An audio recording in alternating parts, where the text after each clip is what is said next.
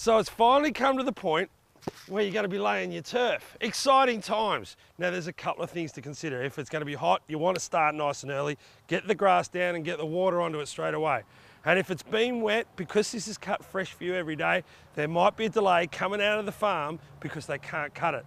Now, when I started laying turf, it was just get the soil ready, lay it out and water it. And I had great results. But for even better results, I use Sir Launcher now. It goes underneath the turf before you lay it. A little bucket like this, 3 kilos, will do 100 square meters easy.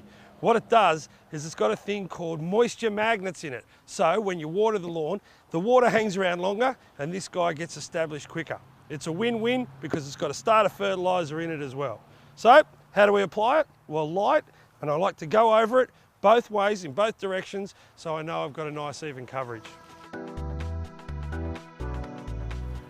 The reason why I like to do it light and go over it in a couple of different directions, it's a lot easier to put a little bit more down if it's light than to try and pick it up if you put down too much.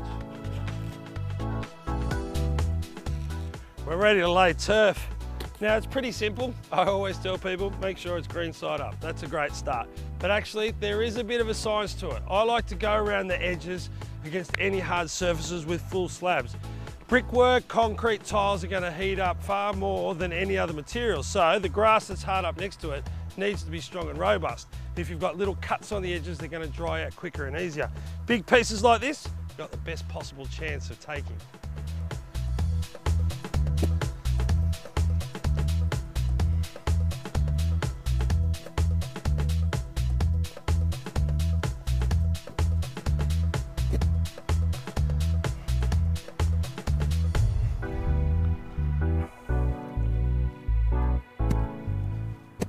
It's not too hard to lay turf, but if you do a couple of things and you show a little bit of patience putting it down, you're going to get a better result.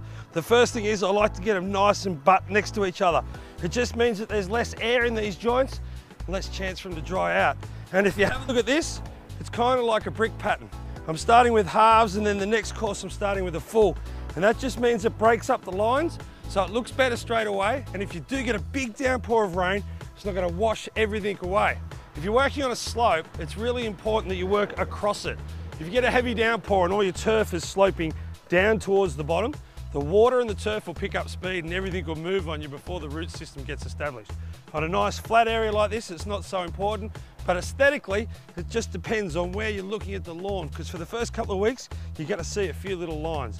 I'm going across this way because most people are entering the building that way. With warm weather, I recommend you start watering even before you finish laying. It means the grass won't dry out, it'll also keep you cool.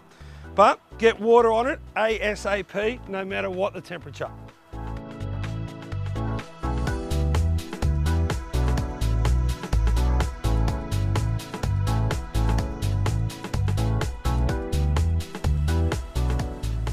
By far and away, this is the most enjoyable part of the job. Watering it in, standing back and admiring your new Sir Walter lawn.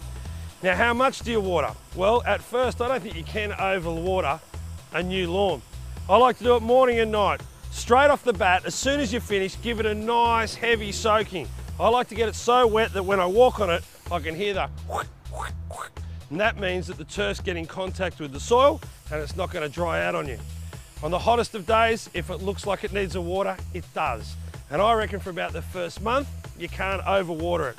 Good rule of thumb is if you try and lift it up and it's already knitted and it won't budge, that means the roots have taken and you can start to back off from the water a little bit.